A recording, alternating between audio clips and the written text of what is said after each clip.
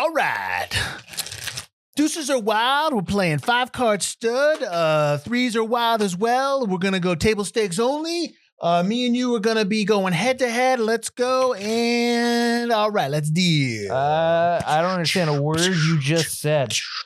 How many cards do we When get? you're a rounder like me, Butler, it don't matter.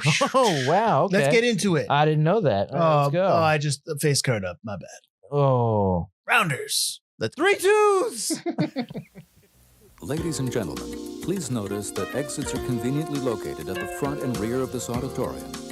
When leaving the theater, we suggest that the exit at the front of the auditorium will allow you easier access to the parking areas. Thank you. Hi, I'm Mike Butler. And I'm Mike Field. And welcome to Forgotten Cinema, a show where we talk about films that seem to be forgotten by audiences, whether it be because a more popular film was released at the same time or the audience simply didn't catch on to a movie in its initial run. We'll discuss what we love about the movie, maybe don't love about the movie, but we'll always recommend you revisit it. You never know. You might find your own forgotten gem. If you love Forgotten Cinema, we want to hear from you. We're on Instagram, Facebook, TikTok, Reddit, YouTube. We're literally everywhere. We are in your house right now with a backlog of over 300 episodes for your listening and viewing pleasure. Like, rate, comment, subscribe. All that helps our show as we get into it. Yeah. Awesome. Hey, what's going on? Oh, nothing much. You know, I'm a compulsive gambler, really a degenerate, just like absolute degenerate. I'm going through here. I'm going through. Excellent. Oh no, I'm Mike. Mike's a nice guy. I got a gambling issue. I bet like $30,000. I bet like all my tuition money on a game because I thought I was going to win big against a guy who was in the KGB, and then shockingly, I lost all. Or is just called he has KGB connections. Okay. And then shockingly, KGB. I lost to a scruffy John Malkovich. So, you know, I decided I gave up the game for a good 8 months. And then my buddy Worm got out of prison, started taking money from me to also make bets. Not just make bets, but cheat at poker in front of these mob guys in underground poker games. You know, he could have started his bankroll at a legitimate casino, but I guess not. Probably because he's a cheater. And for some reason, he's still my friend. And I keep giving him chances. And then I stake him, even though the mob's after him for $15,000. And I'm like, yeah, sure. It's on me now. And of course, he runs away and I have to try to make that money again because I'm an absolute idiot. Anyway, that's what I'm doing. This is Rounders. That's right. The film from 1998. So let's get into the facts and the discussion and all that fun stuff. Have you seen this film before? No, I knew it was kind of famous. It had a lot of people in it, which is why I put it on the list, which is why I picked it. I've never seen this before. Excellent. Interesting. All right. So Rounders has a runtime of 121 minutes. It's rated R. Production budget of $12 million. It came out on Friday, September 11th, 1998. Opening weekend, it did 8.5 million. Domestic, 23 million. Its international take was 0 because I guess it didn't come out internationally or didn't do enough. Mm-hmm. So its worldwide take is $23 million. It was produced by Miramax and they also distributed it. But now that Miramax library is owned by Paramount, we saw it on Paramount Plus. Yeah. It's also a production company of Spanky Pictures. So September 11th, 1998. Michael Butler, that is actually a pretty significant date in the life of me because on September 11th, 1998, I took my first time girlfriend, then wife, Jody, out to go see Simon Birch in the theater. Ooh. I actually have the movie ticket stubs upstairs framed. So, yeah, that's right. So this was like so that's like a date I know. And we did not go see Rounders. We saw Simon Birch. So anyways, that's a letter. Nice. I was 11. Yeah, nice. I'm sorry you missed out. September 4th, the week before, we had a wide release of Knockoff, which is the Jean-Claude Van Damme film. I'm sorry, Jackie Chan film? It's either Jackie Chan or Jean-Claude Van Damme. I'm not sure. Okay. It might be both, but I don't think they're in the movie together. But anyways, the week of the 11th, obviously, we said Rounders was the only wide release. It went up against a limited release. Yes, as I said, Simon Birch, Cube, and Without Limits. That's the Prefontaine movie. Did you see Cube? We talked about Cube. I had seen Cube. Yeah, I like Cube. And then in a wide release the week after, the 18th of September, you had Rush Hour, One True Thing, and then Simon Birch came out wide, and then a limited release of Permanent Midnight. So not a great slate of films. And obviously we've talked about before how early September is the end of summer, and it's just kind of like dump month. Right, exactly. This film is directed by John Dahl, who's done The Last Seduction, a movie we did, Red Rock West, a movie we did, and Joyride, which we did not do. No. Written by David Levian and Brian Koppelman. They're actually a writing duo. They're actually both the creators of the show Billions. They've written Ocean's 13 and the movie Runaway Jury. Cinematographer was Jean-Yves Escoffier. I think I said that right. He's done Good Will Hunting and Nurse Betty. Composer was Christopher Young, who's done Sinister, Swordfish, and Entrapment. And edited by Scott Chestnut, who's done Joyride and Red Rock West. These guys have yes, these guys, with the exception of the cinematographer, the composer and the editor, and I believe the producers as well, kind of are all like together with director John Dahl. They kind of all work on projects together. Although John Dahl now has mainly TV episodes and mainly either he'll pop in for an episode here, and a lot of popular shows too. You'll see his name pop up. This film it has a large cast, but there are a lot of people that you've seen before, character actors that you've seen in other films that are in there, but there's really a smaller main cast in this. Yeah. So I'm not going to really go into everybody. Obviously Matt Damon is Mike McDermott. He was nominated for an acting Oscar for Good Will Hunting, but as you may know already, he won the writing Oscar. He's also been nominated for Invictus and The Martian for Academy Awards. Edward Norton as Worm. What is his name in the movie? I forgot. They ever just call him Worm. He's Worm. They say his name once. Yeah. He was nominated for 4 Oscars, including most recently A Complete Unknown. Gretchen Mol as Jo. From the TV show Boardwalk Empire. She's also in The 13th Floor. No movie we did. And 3:10 to Yuma. No movie we did. John Malkovich as Teddy KGB, nominated for 2 Oscars, Places in the Heart and In the Line of Fire. He's also in Burn After Reading. No movie we did. John Turturro as Joey Knish from Oh Brother Where Art Thou, the TV show Severance and Quiz Show. A movie we did. We do way too many movies. Martin Landau as Abe Petrovsky. I should go back, and Teddy KGB is the guy that Mike was referencing in the beginning, who's the kind of runs the poker, the most dangerous poker Mike. league. Yeah, he's the whale, the antithesis of Mike McDermott has to take down. Joey Knish is kind of his friend is kind of his mentor a little bit, his friend a little. His friend in the business. Yeah, he gambles smart. He gambles for little wins, for alimony. He's got to pay his bills. It's a job for him. Which is, I would suspect that the Knish character is representative of a large chunk of professional gamblers. Oh, for sure. The people that don't go stupid. Yes, that are, this is their job. And they grind it out. Right. Grinders, exactly. That's what they talk about. Yeah. And Jo is obviously McDermott's girlfriend in the beginning of this film, but not at the end. And Martin Landau, A. Petrovsky is he's a law professor. He's the dean. He's the dean of the school, right? He calls him the dean. But he must be the dean of I think he's the dean of the law department. Yeah. So, and he's another mentor for Mike in terms of like a legal mentor. Yes. Famke Janssen as Petra. You didn't say what Martin Landau was in. Oh, excuse me. Landau he's nominated for an Oscar for Tucker, the Man in His Dream, Crimes and Misdemeanors, and he won an Oscar for Ed Wood. Did I forget what? The X-Files Fight the Future. Crying out loud. He's in it for 10 minutes. 5 minutes. He's a big thing in that movie. He's a very important character. Absolutely right. Famke Janssen as Petra from the X-Men series and the movie GoldenEye. She is kind of like another gambler, runs a club or She runs another underground club, but not a bad club. Not really. Was once a girlfriend of Mike's, you think, or wanted to be? Was once kind of into him. Yeah, still into him, I think. Still into him. Yeah, for sure into him. Michael Rispoli as Grama, who used to work with Worm or used to work for Worm, and now he's like he owns Worm's debt in this film. Yep. He's in While You Were Sleeping, Death to Smoochie. No movie we did. And Two Family House. No movie we did. And that we love.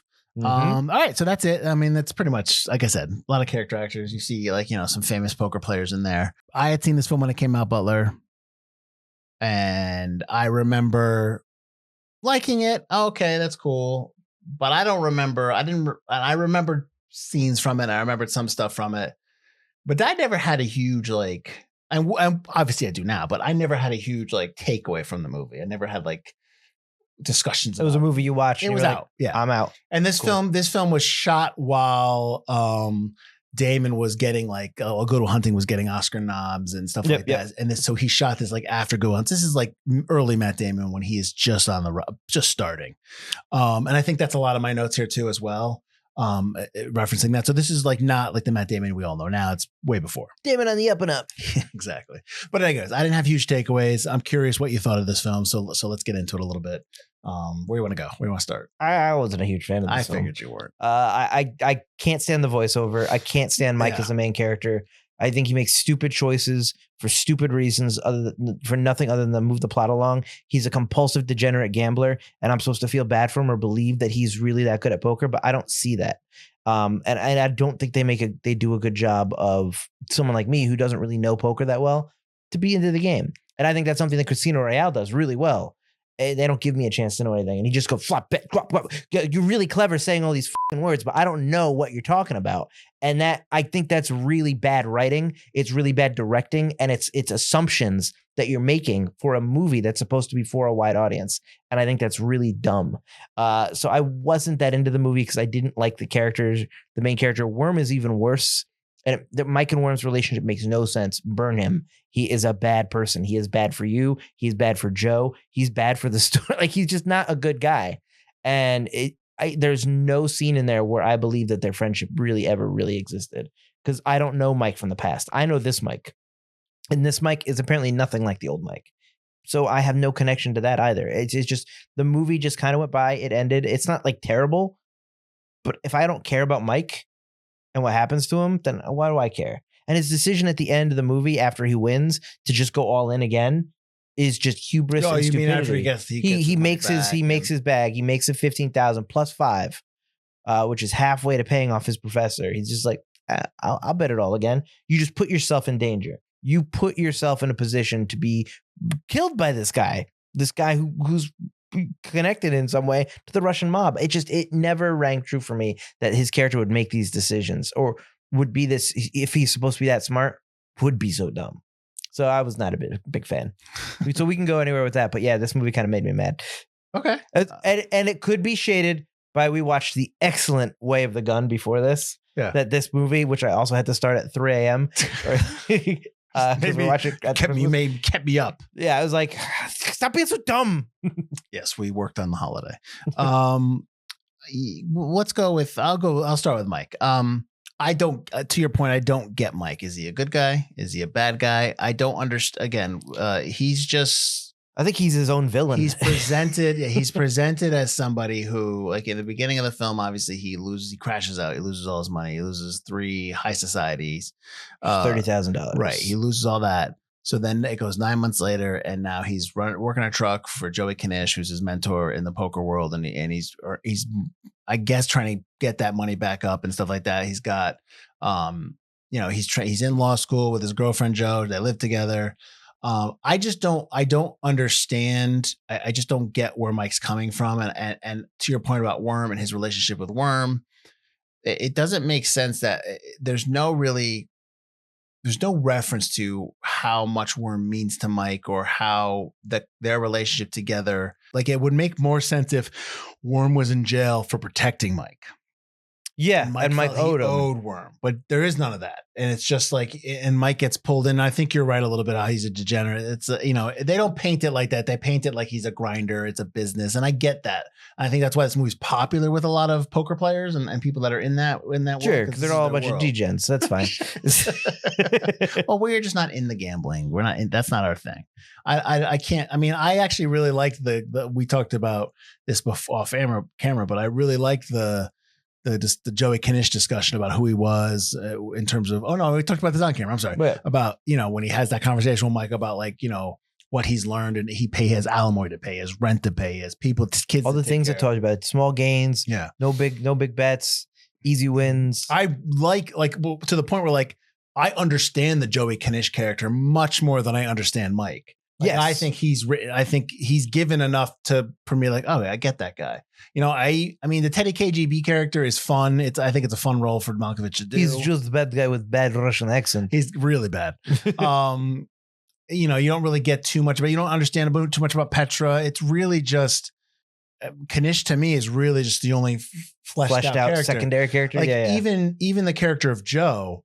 In the beginning of the film, when he goes, and although I will say this, I did like Martin Landau in this movie quite a bit as well. I thought the scenes of Martin Landau was good. I thought he was really good, and that's something that I missed from the first watch to this watch. Was I was just like, he's really good in this. He talks about how all the men in his family became rabbis, and it wasn't his calling. It wasn't his calling, and his family kind of excommunicated right. him. He was like it was a really nice role for him that I thought I was really appreciative of being able to see that again. But the character of Joe, Gretchen Mall's character, I didn't like her because he comes back it's not like did he gamble her money away? They don't ever say if he gambled her money away at the beginning of the movie. He gambles 30, he loses $30,000, but was it his money or her money?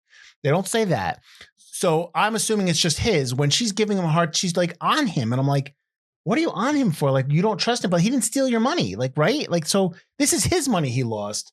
I didn't get that. She just came off very just like, I don't know. Like, I don't want to say shrew because that's a terrible word, but like very like that. Like just kind of like, like, where were you? Like, that's like if me and you, we hang out and you lost all your money and you come over and I'm just like, where were you? Like, oh, I was just at a game. I was just watching. Go, really? Really? You're over there watching? How dare you? Like, I'm just giving you shit for something that is not my business. We don't live together and like maybe have a future together. Like she's seeing like, oh, this is my future husband. Is it though? But do we see that? They're living together in the city. They're together. They're in law school. But so like, they're not like 20. They're probably 23, and then 24. And then she leaves him. She dumps him. She leaves the apartment. She moves out. Yeah. A day before they're supposed to have their big trial, their big mock trial. He clearly wasn't going to be a part of. Right, but he's late and she's looking at him like, how dare you? It's like, you just left him. You don't think that, even if he wasn't gambling, you don't think that the emotional impact of you bolting and walking out of him is not going to affect his performance at a mock trial? I mean, he keeps gambling all his money away, which is maybe their money. I don't know. I just didn't understand the character of Joe. And she's rarely in the movie. And every time she's in it, she's disappointingly looking at him like, because he's a disappointment. He's a complete screw up. And he's a degenerate gambler who keeps thinking he can win big. Like Kanish says, stop doing that. If you're so good, make your small wins, make your tuition. He has college loans. He's living in New York City. He doesn't come from wealth.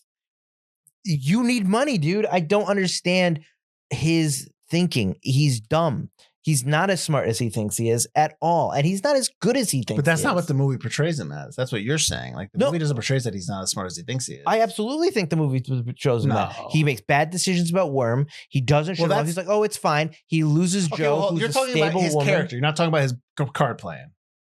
Even his card playing. I don't know. He's good because he has the one good thing and then, I keep stopping. And then he goes, yes, he wins the game out of luck. As much as I don't Because Kanish says the same thing. Like, this is luck. But then he's like, then he tells the story about that one guy, and he's like, "See, that wasn't luck. I knew what I was doing." Oh, the Chan when he meets. And I'm when just he supposed to believe that. As much as I don't like the voiceover, because I'm like, who are you talking to? Like, I'm picturing like he's because I forgot. I'm picturing like he's telling this whole story to Joe, and like that's how it's going to end. I'm like, who are you telling? He's telling his children. He's an old man. As much as I don't like that, he does explain that when you're grinding, you're most of the time you're looking to win one big hand every hour. You're checking, right, yeah. You're mostly checking or so folding. He's talking. So to me, I believe that like he understands the process of poker playing, being a grinder. He just doesn't want to. He just doesn't want to do it anymore. He's trying to go for his big score because he took down Johnny Chan or Jack. I don't even know his name. One round. I get it. I get it. I get that he's. I'm not saying he's not a good player. I'm just saying there's nothing that shows me that he's a great player. I will say this. I don't think he learns his lesson. That's the thing. Like, absolutely. He wins against Teddy KGB and he's going to go off and play in the World Series of Poker, which is funny because back then it was 10,000 buy and now it's 25,000 a buy, or it was. Like, so I know. And so, but still, what they don't tell you in the movie is like, that's not just 10 people. That's like hundreds of people. It's a huge room. Yeah. So I don't, that's not necessarily like he's going to make it. He does say it in the voiceover, like, who knows? But really, like, you're going out to Vegas and if you went 5 years from this movie, if you were to go back out there, he'd probably still be grinding out there in Vegas. You know what I mean? Here I am waiting tables at the Las Vegas MGM Grand. Like all these guys they talk about, all these major poker players like Doyle Brunson and all these guys that they reference, and I'm sure I don't know them all, but they know now. All these guys, that's all they do is they go across the country playing poker, or they go to like back end games and play pokers with rich guys because they just want to play. Oh, I played with so and so. Yeah, like that's how they make their money. That's what they do. It's all the time. You're at the poker table probably like what if you're at the poker maybe like 8 hours a day on hours average. And hours. Yeah, like I get like that at some like that's not how is that a good life? Like no, this life exactly. Bad. Exactly. So that regard, like I understand what you're saying. Like it doesn't seem like a story where at the end of it, you're like, oh man, good for him. You're just kind of like, okay, this is your life. This is what you want. Oh, okay. Yeah. I gave away my stable girlfriend who cared about me and was going to have a good job. Gave away my dream or one of my dreams and a good job. Right. Disappointed my professor. Like, So you don't find any intrinsic value to that world, where a healthy respect for the game, a love of the game, a love of the sport. Oh, the love of the game is definitely there. But you don't. Teddy KGB has that. Like if I were to introduce a character like not like Petra, but another female character that supported him, but was a good role model in his life in terms of like the Joey Knish type character, where you're talking about like what poker is, but what you're walking a line. You really shouldn't go to the dark side, like what you need to do. Sure. Do you think that would that make sense to you more? Or I would need Mike to learn that lesson. I think there's a respect for poker. There's a love of poker in there for sure, which is why I think they get way too into it and they exclude people that really don't know poker, I think, when they show the games. But I'm thinking of games like movies like 21, I think it was the Kevin Spacey one. When I gaming this, that's the blackjack, isn't it? Yeah, it's blackjack, but like that casino, like it's got a love of the game, even though they're getting in trouble and stuff.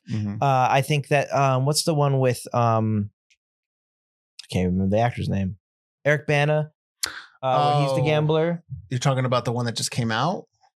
Did it just come out? I feel like it's older now. No, I'm thinking of the Oscar Isaac film with that I haven't Schrader did. I haven't seen that one yet, but that looked interesting. But the one where Eric Bana, which I can't remember the name of, the guy who is his father. He's like yes, I understand what and you're he's the about. professional. And he's grinding out. That's got a love of the game. I don't remember much of that movie, but I do remember I liked that. That was movie. with Robert Duvall. Wasn't Robert Duvall his dad? I think so. Yeah. Yeah. I remember liking it, but I don't remember much. Cooler little bits about that. A little bit. Yeah. There are games that have this love of the game. Even Casino Royale, I think, has like that scene, and the way James Bond is so excited to talk about it. It's got that, and I think this has that, but it doesn't showcase it in a good light. At the end of the movie, I didn't want to go play poker because I was like, "This game's for degenerates." Yeah. And like you said, I think Knish is the one. If you focused a little bit more on Knish, show me Knish playing. Obviously, I do that thing where they take advantage of all those. It's almost like what the story you're pitching is almost like The Color of Money, where you have the old pool shark and Paul Newman's character with Tom Cruise, and kind of like he's. But still, you're playing. That life is full of back end pool halls and side bets and gambling. Yeah, show me that, but also show me the fun of the game. Show me good stuff. It's like you don't show me that, and you show me Worm, who's awful. We'll get to Worm. We'll get to Worm. I just don't think Michael is a character I can follow, and so I don't. And a lot of his friends, all the people that he knows, and obviously his friends, a lot of people he knows are underworld people, people that are not good people. Like the Russians that not even Teddy KGB, but the other, the guy who played the guy Goran Vistovich, who's from in ER. Oh, ER. That guy, like he's not a good guy. Like these are not they're good also people. a Russian right? mob. Yeah, these are not good key. people. Yeah. He's like he's not Teddy KGB, but he's bad. They go meet Grandma, and he's running a brothel, and they have to go through the brothel, and he's beating dogs. Yeah. Oh God, yeah, I know. Yeah, like it's not these. Yeah, these aren't good people. These like everyone he knows is bad, and he rejects the good people. Right, and the only person that from his other life beside Worm is Joe. Like there's nobody other. He has no other friends that are outside of this world. Or parents. Right. Parents have just vanished, which I don't think he ever mentions that he doesn't have parents. So they must exist. Yeah.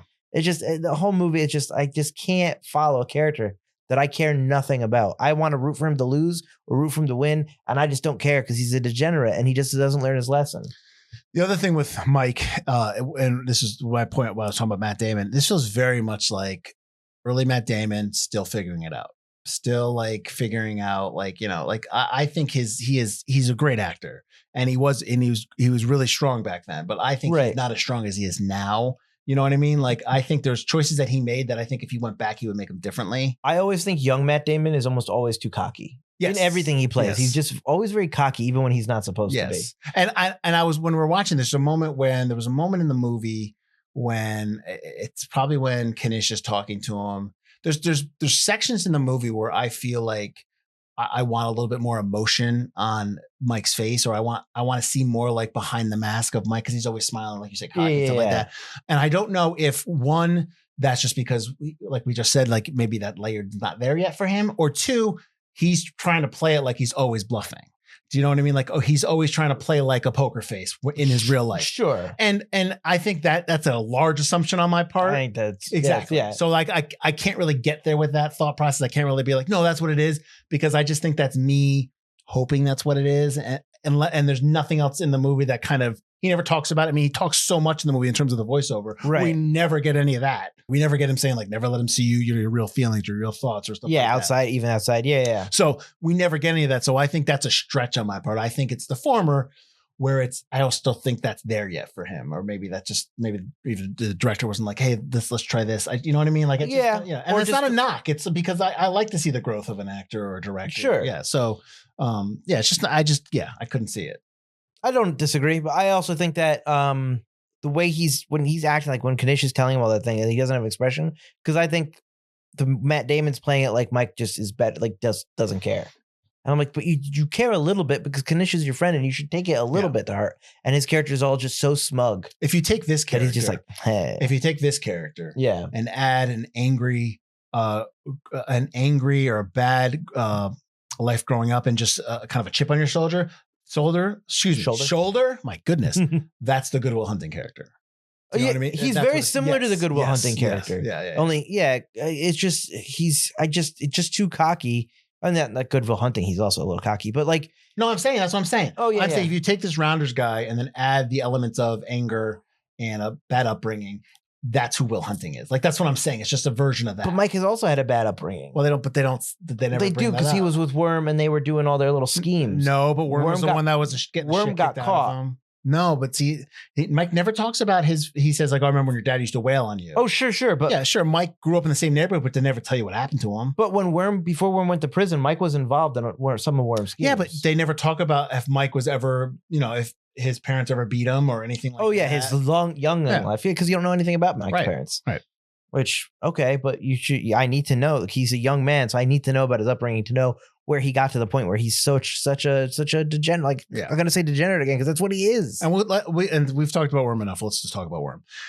My feeling about Worm in this film is that this whole movie feels like I'm just waiting for Mike to tell Worm to go fuck himself. Yeah, and he doesn't. And he doesn't. And Worm just disappears at the end. Like, have fun in the third act. I gotta go, Mike. Seriously, I just screw. Yeah, exactly.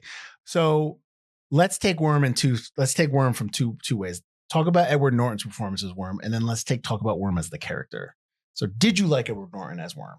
So Edward Norton is, like, I think he plays it really well. I really like Edward Norton. I know he might be difficult on set because he likes to kind of control what's going on. He's a bit of a perfectionist. Yeah. But I'm not saying deservedly so. I think you need to collaborate when you're on a film set. But I think he is an amazing actor, and I think he does a really good job with Worm with what he's given. But Worm is unapologetically just a dick, a bad guy, a douchebag. He's not a good friend. He's a terrible friend, super self-serving. But I think that's the world though too. Sure. Because if you go I know we're on Worm, but like to the whole point when he goes and Mike fronts him 2000 from where Petra works, and then he's like, and he goes back and Petra's like, okay, you're gonna pay back Mike's too. That'll be easy. No, just give me the whole thing. Petra never tells Mike until it's almost up. Hey, we're at a week now. And he hasn't paid me back the $2,000. Yeah. So it's like, but I think that world is like that. You're not going to go out of your way to help somebody out, kind of thing. Sure. But go back to Worm. But you should help your best friend. But yeah. So I think he plays him well. I just don't think there's anything there for Edward Norton to like latch onto that makes me think he's a real person. Right. Because he's such a bad everything. Mm-hmm. And he's not even good at cheating. He's like the one thing he's supposed to be good at, he's bad at. The only time he's good at it is in the prison. Which is a scene where I thought something was going to play out and never does. Well, I think what plays out is that he's not a good person because he took those smokes off those guys and he doesn't care. And he wasn't going to give them back, even though he's going to leave the prison. And he just throws it out at the end, and you're just like, oh, he's like a dick. Yeah, but the way the guy's like, something's going to come back and get you. Yeah, and then when he looks, turned around, yes. And it's like, oh, he's going to get out and go after Worm. It's almost like that Diggstown ending where the guy from the prison shows up at the end. Oh, yes. Yeah. I agree with you. I was waiting for that and nothing happened. And I was like, maybe it's something from the book and they were just hinting at it and we don't get to see it. No, I don't know. There's like a novelization of the movie. But I thought it was based on a book. No. Oh, okay. Novelization. There is a novelization of the movie that what happens to everybody. But like Worm, they just say Mike never sees him again. That's all they say. They also say like Petra and him hook up a bunch in the book. In the book, yeah. Yeah. I think that was definitely clear. She liked him quite a bit. Oh, yeah. So Worm is just worse than Mike, but also maybe better than Mike because Mike is just as bad as a degenerate, but like Worm knows what he is. But he never has that. I agree with that. But Worm, I need that fight at the end to say, like Worm needs to say that to him when they break off. Like, you're me.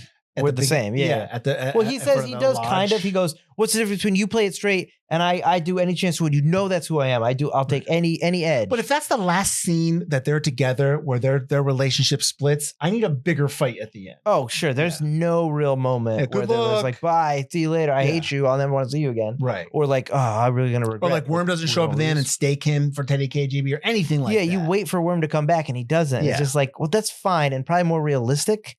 But also, there needs to be some kind of like end to their relationship at the end of that scene in the police thing. And Worm's so dumb. Like, I know he went to prison, so he got caught the first time. Yeah. But like, he's cheating right away. Like, he gets back immediately. They know he's cheating. Yes. Hey, he's cheating under the table. I've gotten really good. Anything. Everybody knows that. Yeah, everybody knows you're. Everybody knows. And he tells cheating. them that you can't pull that stuff with so and so because they're gonna know. Yeah, this isn't the old games you used to play. These are guys who are gonna break your arms and limbs or worse. Yeah. And it's just like, but then. Even the police station, the lodge with all the police officers, Mike is up a bunch of money. He says, "Don't go in. Here are your two choices." They are about to get their $15,000 back. Yeah. And this moron goes in and starts cheating. Yeah. Should have sat down and seen how up Mike was and just left it at that. Yeah. He is winning your freedom. He is winning your life. He is doing everything he can to save you. And you're just throwing it back in his face, which also is putting you in danger. So if you're the survivor that you say you are, then why are you making these choices? Yeah. It's just so many choices these characters are making that I don't believe. He's such an overtly bad friend and bad dude that how long it takes for Mike to kind of cut weight, like just to understand that is infuriating for an audience because you're like, come on, man. There's no reason why you don't owe him anything because you've never said that he didn't go to jail for you. Take the rap for you, right? Yeah, he's just a friend from the old days.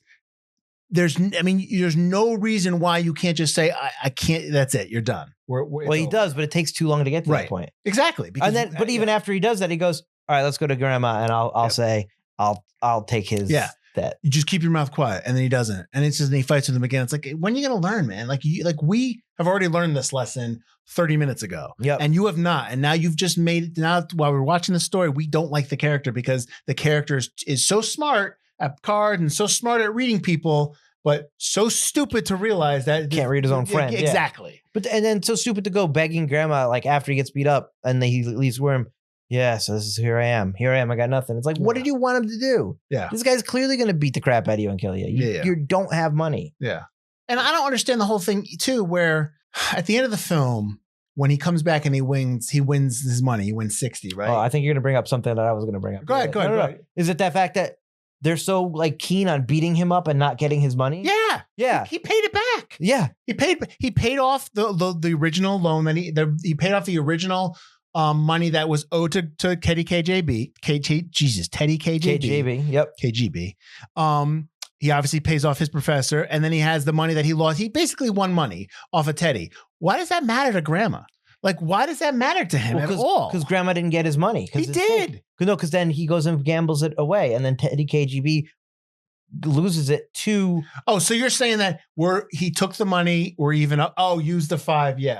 Well, then he should be mad with Teddy. That's my point. Is what is the point with Teddy and Grandma lets him go? Like, you're letting him gamble the money that he owed. I do like the whole thing where Teddy's like, no, he beat me fair and square. He's pissed that he lost. But he knows that he lost straight up. Yeah, he knows that he pissed that he lost straight up. He understands that the whole Grandma stuff, that's stupid. But Teddy just wants to win and beat him up. It's like he's a money-making machine. Why are you trying to kill your clients? Like, I get if they don't pay you back, you beat them up. But now you're purposely trying to challenge him so he can lose his money so you can beat him up. Well, I think it doesn't make a lot of sense. I think that was ego, Teddy beating him again. But to your point, let's say Mike loses and he owes Teddy 30. All right. He owes Teddy even 60. more money now. Teddy's not going to go and be like, listen, he's not going to kill him. He's going to be like, you're going to play for me and all the money you win is going to go. That's what I was waiting for this whole time. Why, if Mike is so good, that's what you would do. Right. I was waiting for that to be the thing that. And the description of the movie, when you play it on Paramount Plus, that makes it seem like what the movie's going to be. You will be my guy.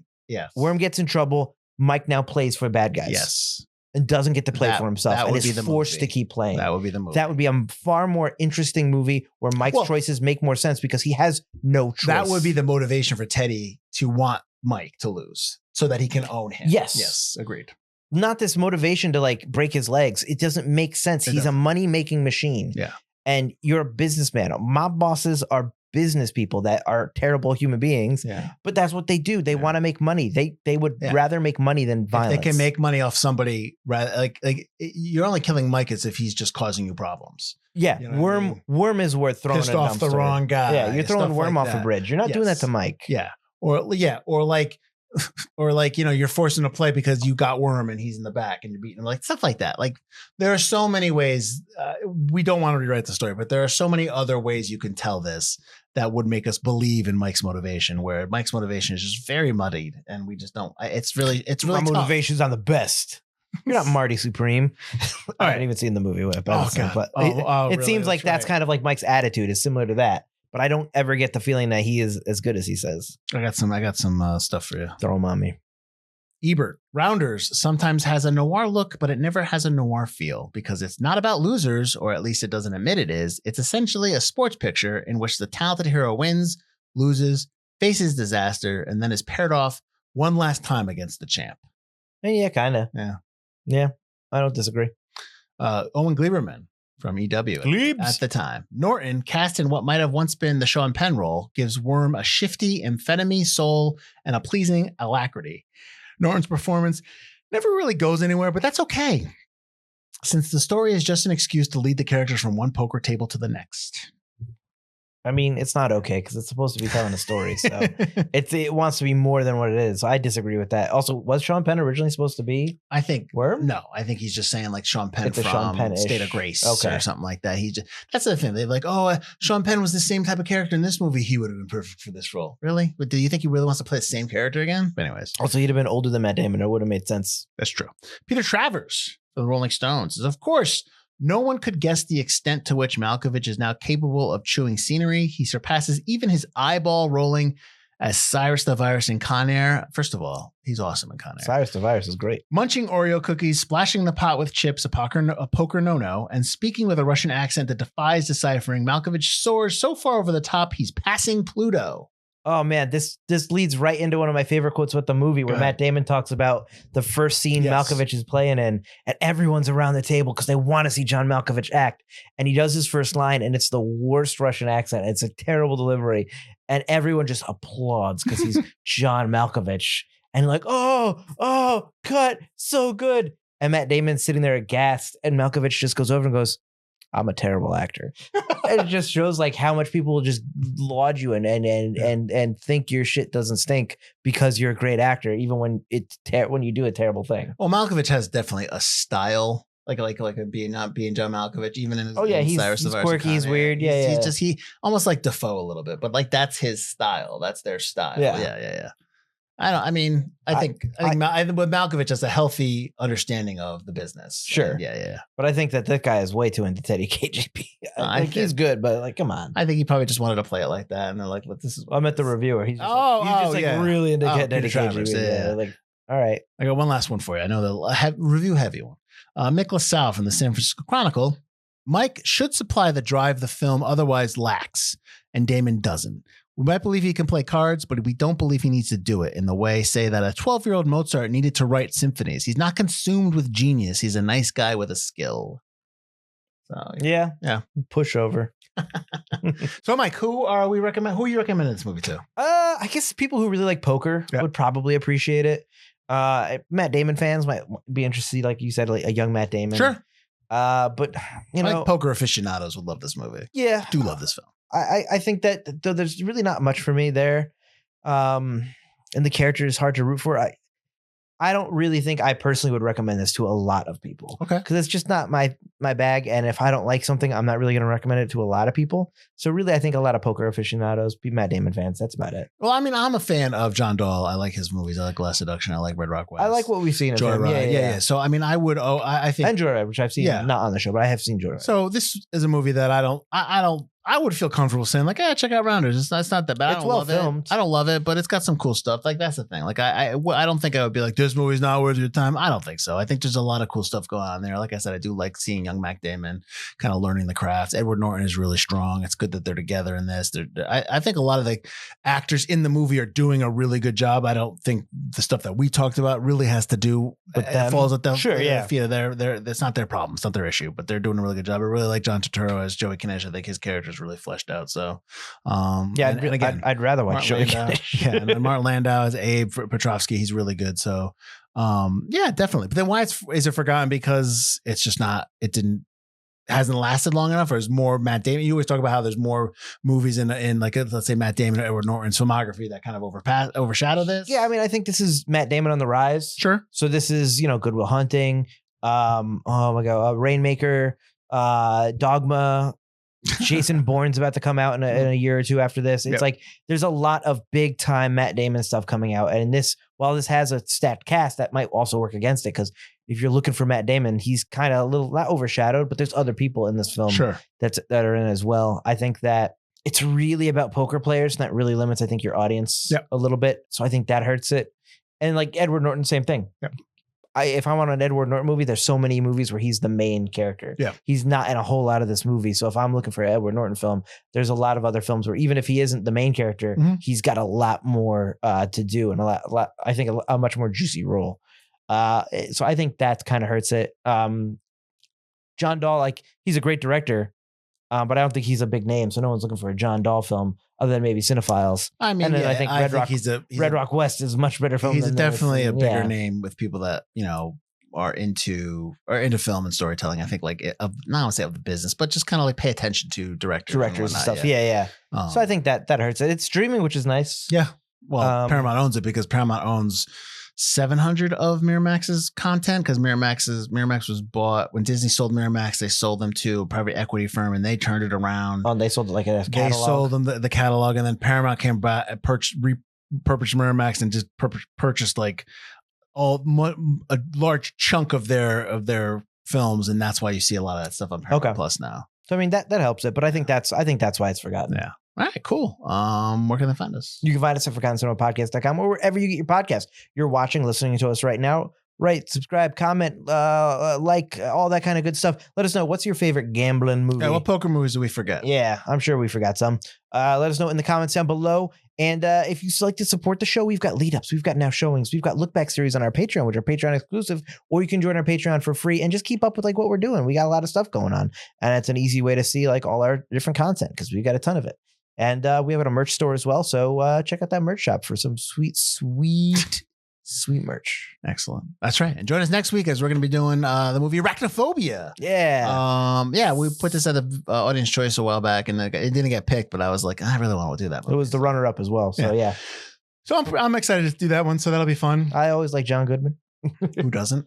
So that's next week, Arachnophobia. Thank you for watching. Thank you for listening. Have a great week. I'm Mike Field. I'm Mike Butler. And this has been Forgotten Cinema. All right. Flop. Let's get the plan. Get the flop. Yeah, let's go. Busting it on the flop. All right, here we go. Yep. All right. Table stakes. Table stakes. Let's go. Yeah, I'm poor. Here's my chips. Well, I don't know why you would do that.